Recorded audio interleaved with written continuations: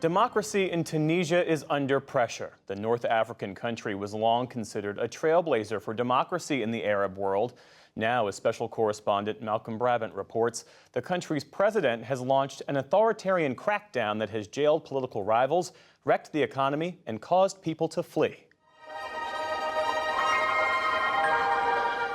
This is the alluring official self-portrait of a North African nation attempting to bolster post-pandemic tourism and stave off financial collapse. But for many Tunisians, the happy images contained in this promotional video are a mirage. This is a side of Tunisia that tourists won't see. Investigating judge Bachir Akremi filmed by his wife after what supporters claim was his arbitrary arrest in February and subsequent torture. The whole psychological pressure is definitely weighs on a person. So I would say my father is slowly dying in prison. It's a horrible situation to be in. Aziz Akremi hankers after happier times in Tunisia with his father before he went into exile to Germany, and his father ended up in this jail in the capital, Tunis, along with scores of other political prisoners. It's a horrible treatment. It's the most disgusting treatment you can imagine. I'm tired, Aziz. I can't talk anymore. Please. Imagine serving your country for 34 years, literally giving your life and blood to this country, dismantling massive terrorist entities, literally saving it from terrorism itself. In 2015, Islamic extremists killed 22 people at a museum. And then a lone jihadi murdered 38 tourists at a beach resort in Sousse before being shot dead. Judge Akremi spearheaded the investigation, and his work led to the arrests of and ultimately life sentences for 7 terrorists. Tunisia, when my father took those terrorism cases in 2015, was in dire straits. It was a country that was about to get besieged by terrorism, and he effectively dismantled all of them. But that hasn't swayed Tunisia's president, Kais Saied, seen here in a trademark mute Facebook video with music that's become his theme tune.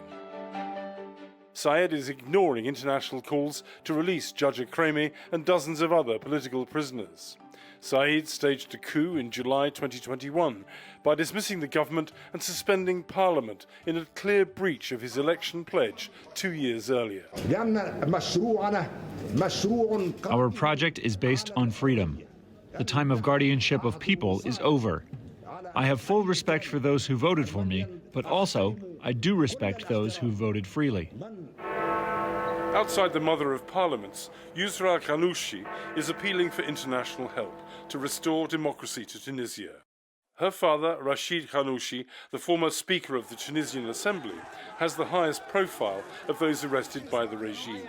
We believe that democratic nations must prove that they will support democracy, not only in Ukraine, but anywhere where democracy is being threatened, as it is in Tunisia. 12 years ago, Tunisia was a source of hope across the region. The Arab Spring of pro-democracy uprisings began in the southern Tunisian town of Sidi Bouzid after a fruit and vegetable seller, Mohamed Bouazizi, set himself on fire. The popular revolt ousted Tunisia's dictator Ben Ali. But today, many Tunisians fear that their current leader is just as bad. Tunisia is failing as an economy, as a state. Kauthar Ferjani is another exile living in London. Her father, Saeed, an opposition lawmaker, was also arrested in February's sweep and is currently held in one of the country's most overcrowded jails. Rather than fixing the problem, the president and those around him are looking for any scapegoat possible. So they've come for all their political opposition, the media, judges, and now they're coming for the average citizen. The exiles are urging Washington to sanction the Tunisian leader's inner circle. There must be accountability for Kais Saied, his interior minister, his justice minister, and anyone implicated in the constant grave human rights violations being committed in Tunisia. There must be sanctions on them. Is that a reasonable course of action? Should that be something that the United States should consider to try to apply pressure to him? It's something that should certainly be considered. Gordon Gray on the right was ambassador to Tunisia during the Arab Spring and was present in 2012 as the late Senator John McCain came to witness democracy flowering. Saeed doesn't have any assets in the United States that I'm aware of. He doesn't travel to the United States. I'm just not sure how effective they would be in affecting his calculus.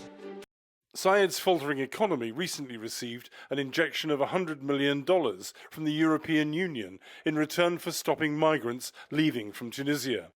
And as the outgoing Dutch Prime Minister Mark Rutte promised, more deals could be forthcoming. Let me emphasize that the central aim of this partnership is to help ensure economic growth, jobs and also future prospects for Tunisia. The EU at this moment is already Tunisia's biggest foreign investor and trading partner. But there's a lot of potential to do even more. This European handout is intended to help reduce the number of migrants landing in Italy, not far from Tunisia. That money isn't going to go to immigration. That money is going to go and strengthen Kais Saied's power grab. It's going to strengthen the oppression that's happening in Tunisia. Natasha Zangaridis, an advocate with a non-profit called Freedom from Torture, is also critical of the European deal. Europe talks a lot about the principles of democracy, fairness, rule of law, human rights.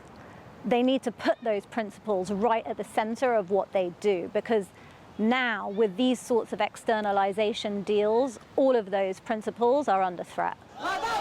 So, what are the chances that having overthrown one dictator, Tunisians will rise up again? Similar conditions exist, so it wouldn't be a surprise if it were to come. The economy is going to continue to deteriorate because he doesn't have a plan. At a certain point, the Tunisian people are going to say that they've had enough, their patience is going to run out.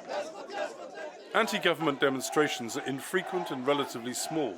The opposition needs to overcome increasing despair. People are not ready to give up the freedoms that they had won after the revolution. If the free world is silent on these daily violations and does not prove its belief and commitment to the values of freedom and democracy, then the future does not look bright for Tunisia. So should potential tourists boycott Tunisia out of solidarity? A question I put to Judge's son Aziza Kremi. He believes people should continue to visit to help ordinary Tunisians earn a living, but he wants foreigners to lobby their politicians. This is a new, very stupid and very brutal dictatorship that could easily be uprooted. So with enough Western embargo and with solidarity, they can definitely go a long way with this dictator and even revive the democracy. Theoretically, Tunisians have a chance to remove their leader at the next presidential election, slated for 2024. But given Saeed's campaign of repression, there's little confidence that the vote will be free and fair. For the PBS NewsHour, I'm Malcolm Brabant.